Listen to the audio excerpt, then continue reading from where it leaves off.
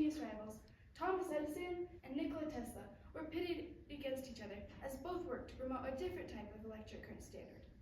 Thomas Edison endorsed direct current, while Nikola Tesla, backed by George Westinghouse, advocated for alternating current. This competition between brilliant minds, famously termed the War of Currents, revolutionized electricity generation and distribution not only in the United States, but throughout the world. The late 19th century in the United States was a time of unprecedented technological innovation, industrialization, and mass immigration that dramatically changed our nation and the world. During this time, new ways to communicate were invented, including the telephone, radio, and phonograph.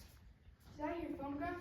I'm Thomas Edison, and I invented the phonograph, also the motion picture camera, incandescent light bulb, and a slew of other useful things. Although I only had 3 months of formal schooling, I'm considered one of the most prolific inventors of all time. Nice to meet you, Mr. Edison. At this time, national transportation networks were created, as well as automobiles, electric trains, and trolleys. Railroads expanded significantly, making it possible for people in remote areas to join the national market economy.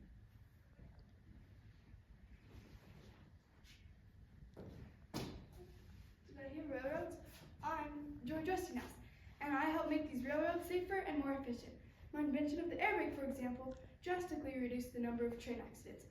I founded the Westinghouse Electric and Manufacturing Company in direct competition with Mr. Edison. Pleased to meet you, Mr. Westinghouse. At this time in America, industries boomed and new industries were developed, including oil refining, steel manufacturing, and electrical power generation.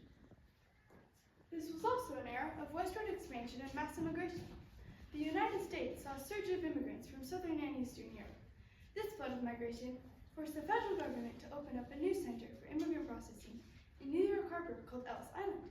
It was to such an America that Nikola Tesla, a 28-year-old Serbian immigrant, arrived on June 6, 1884. When I stepped off the boat in New York Harbor, I had 4 cents in my pocket, some letters, mathematical computations, and a drawing of an idea for a flying machine. I had come hoping to work with the famous Thomas Edison of Menlo Park.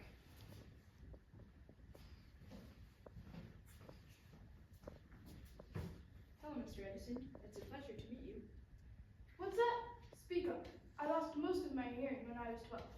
Mr. Edison, I would like to work with you.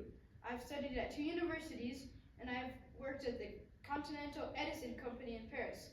Here, I brought this letter of recommendation for Mr. Batchelor. From Mr. Charles Batchelor, my business associate. Let's see that letter. My dear Edison, I know 2 great men, and you are one of them. The other is this young man. Would you like to see if you can make improvements in my DC generation plants? Yes, sir. I've even drawn the plans for an alternating current motor. Alternating current? What's that? No. I don't know much about alternating power, but it sounds like competition to me. All my plans are on direct current. If I hire you, you'll make my generators run more efficiently, not try to change their power. Yes, sir. And of course, you'll need to prove yourself for your hard work and dedication. Not a problem, sir. I can work long hours and need very little sleep. Is that so? I go on very little sleep myself. Very well, you're hired.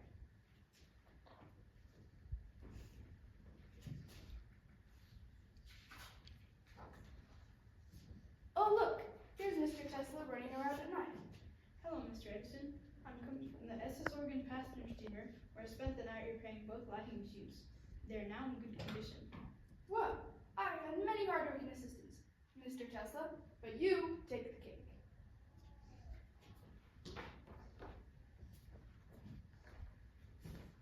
Sir, I've successfully designed 24 different types of standard machines with short cores and a uniform pattern to replace the old ones.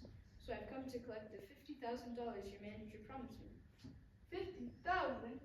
That offer was made in jest. When you become a full-fledged American, you will appreciate an American joke. A joke? So not to be paid for all my extra work? That's it. I resign.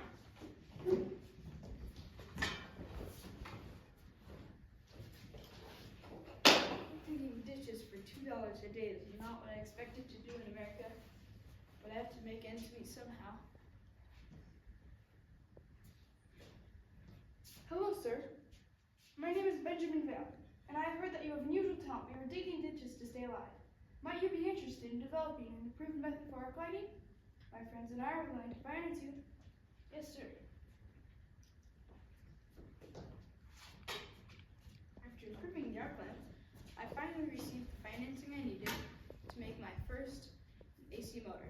I made it exactly as I had visualized it 5 years earlier while in the park reciting poetry. The idea for this motor came to me like a flash of lightning, and I was able to reproduce it exactly as it had appeared to my vision.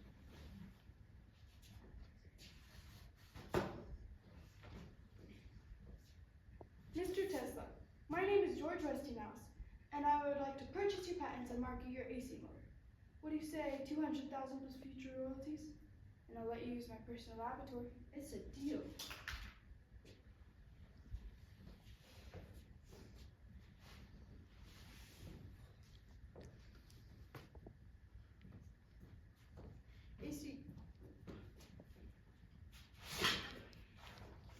AC current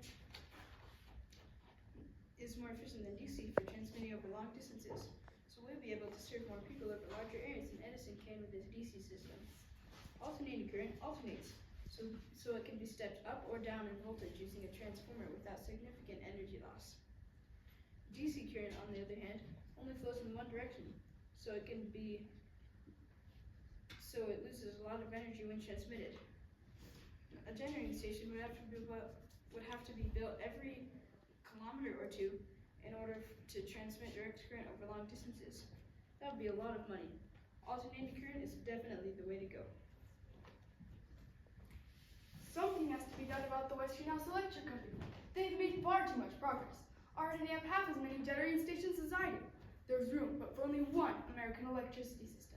And whoever controls that, controls unfathomable future profits.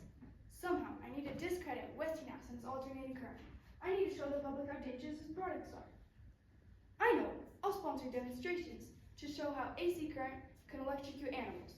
We'll electrocute stray dogs, horses, and even an elephant. I'll even recommend that AC current be used in the new electric chair as a form of capital punishment, because it is certain to produce swift death in all cases. When people see this, there will be a public outcry. People will demand that Westinghouse recall all its products. Using AC motors in capital punishment was bad publicity indeed. But did you hear what happened when the first criminal was executed by electric chair? The poor man suffered 17 minutes before dying. It was horrible, but proved that AC current was actually less lethal than DC. I also personally demonstrated how a charge of 200,000 volts of alternating current could be passed through my body without harm. In addition, George Westinghouse, using my AC generators, won the bid to light the 1893 Chicago World's Fair. When President Grover Cleveland pressed a button turning on 100,000 lights throughout the fairground, everyone knew the electric age had arrived. Alternating current was here to stay. AC current ushered in an era of enhanced efficiency, safety, and wider accessibility, and remains the global current of choice to this day. DC direct current still has specialized applications in things like laptops, cell phones, and LED lights. The War of the Currents stands as a testament to the transformative power of innovation and competition in shaping the course of history. This clash between brilliant minds was a major turning point that revolutionized electricity generation and distribution, not only in the United States, but throughout the world. Thank you.